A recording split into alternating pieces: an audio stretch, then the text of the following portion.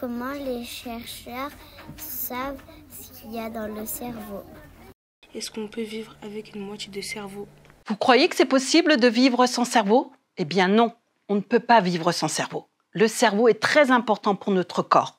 Voici pourquoi. Il est le commandant du corps. Le cerveau envoie des signaux à toutes les parties de notre corps pour qu'elles fonctionnent correctement. Il dit à nos bras et à nos jambes de bouger, par exemple. Notre cerveau a 2 hémisphères. L'hémisphère gauche contrôle la partie droite du corps et vice-versa. C'est le grand chef d'orchestre de notre corps. Il contrôle tous les autres organes du corps, les poumons, le cœur, notre estomac. Sans lui, on ne pourrait pas respirer, manger ou dormir. Il nous permet de voir, d'entendre. Sans lui, aucun de nos 5 sens ne fonctionnerait. C'est aussi grâce à lui que nous pensons, apprenons et ressentons des émotions. Sans cerveau, nous ne pourrions pas rire, réfléchir ou même parler. Sans lui, notre corps ne saurait pas comment faire toutes ces choses. Et maintenant, vous croyez qu'on peut vivre avec un demi-cerveau? Oui, certaines personnes peuvent vivre avec un demi-cerveau, mais c'est très très rare. Ce sont des personnes qui ont dû subir, quand ils étaient jeunes, une opération où une moitié de leur cerveau a été enlevée à cause de maladies ou de blessures. Prenons comme exemple Kathleen.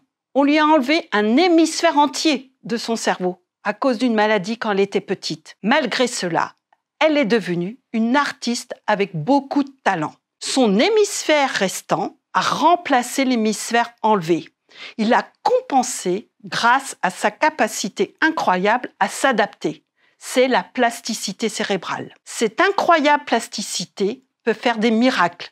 Ces personnes comme Kathleen montrent que même avec un demi-cerveau, les personnes ont une vie normale grâce à leur courage et à la plasticité du cerveau. En m'écoutant, votre cerveau fait aussi de la plasticité cérébrale. À chaque nouvelle expérience, le cerveau se modifie.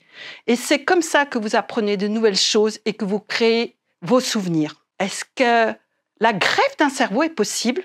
La greffe est de remplacer une partie du corps qui ne fonctionne plus. Ainsi, on peut greffer des organes comme le cœur, les reins, le foie, les poumons. Par contre, la greffe d'un cerveau n'est pas possible. Ce serait très compliqué et risqué. Le cerveau a besoin d'être connecté à toutes les autres parties du corps. Imaginons que dans notre futur, la greffe de cerveau soit possible.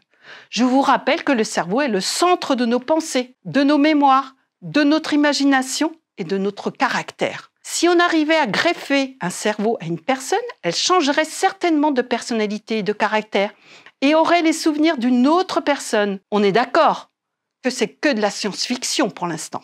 Comment savons-nous ce qu'il y a dans le cerveau?